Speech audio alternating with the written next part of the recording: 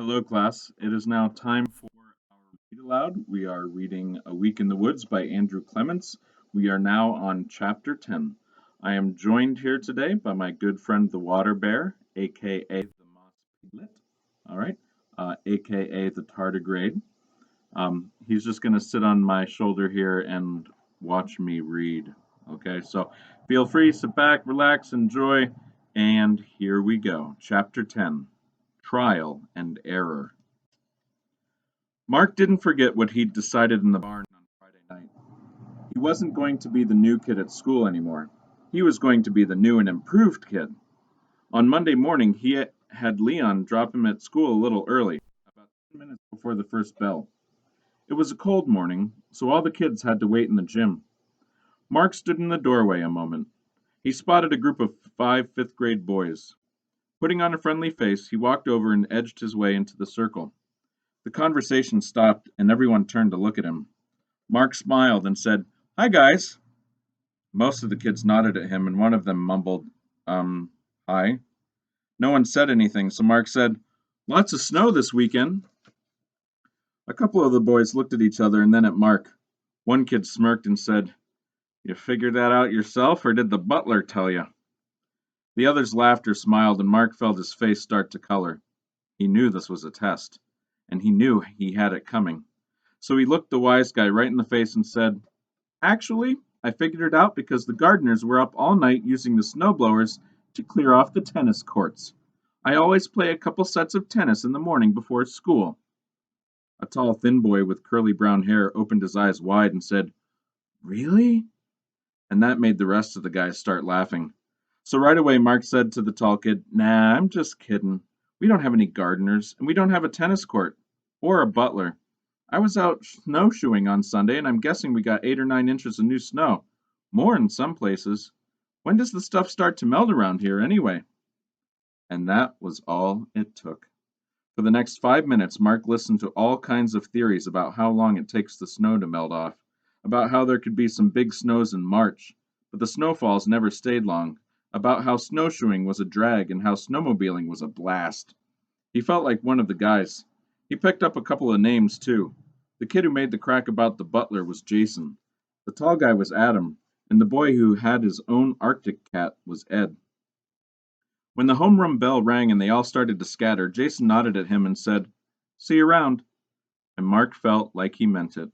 He felt like he would actually be able to make friends with some of these kids. Getting to a better relationship with his teachers was another matter. During second period, when Mrs. Stearns passed out 3 reading comprehension exercises, instead of staring out the window like he'd done for the first 2 weeks, Mark sat up at his desk, got out his pen and paper, and did all the work in less than 10 minutes. Then he took out his Jack London book and began to read a new story. Mrs. Stearns saw him reading instead of working on the assignment. She walked slowly to the back of the room and then came up from behind and snatched the book away.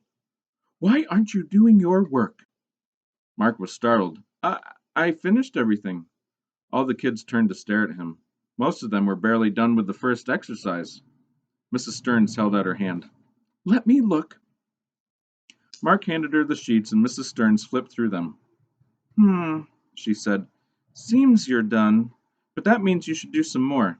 This is not a free reading period." Mark stiffened and said, "But I'm done. Why do I have to do more?" Mrs. Stearns was not used to arguing with fifth graders.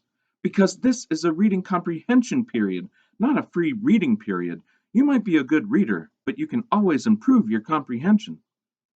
Mrs. Stearns went to a filing cabinet and pulled out 4 more exercises. She put the Jack London book on the corner of her desk and then walked to Mark and handed him the sheets. Mark took them from her, but as she walked back to her desk, he put his pen away. For the rest of the class period, he stared out the window. And that didn't seem to bother Mrs. Stearns at all. Mark didn't understand how she could get mad about him reading a book and then not care if he just sat and looked out the window. At the end of the period, Mark went up to the teacher's desk and got his book back. Social studies began with a class discussion about the Civil War. Mark hadn't done the reading, but the questions Mrs. Farr asked weren't very hard. When she asked, "Where did the first battle of the Civil War take place?" a lot of kids raised their hands, and so did Mark. Seeing his hand up surprised Mrs. Farr, so she said, "Mark, where was it?" And he said, Manassas, Virginia. Mrs. Farr frowned. No, it was somewhere else. And right away Mark said, Well, if you mean Fort Sumter, my history teacher said most of the books are wrong, because Fort Sumter was where the war started, but it wasn't where the first battle happened. That's because Fort Sumter wasn't really a battle. It was mostly a bombardment of a fort out in the harbor. The first real battle was at Bull Run, near Manassas. Mrs. Farr looked uncomfortable. Well, then I guess I should have asked, where did the Civil War begin? Because I want you to all remember that it happened at Fort Sumter in the harbor of Charleston, South Carolina. You'll need to know that for the social studies part of our statewide test. Mrs. Farr continued to lead the discussion.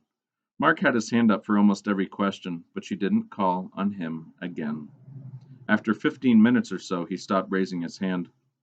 English and math weren't much better.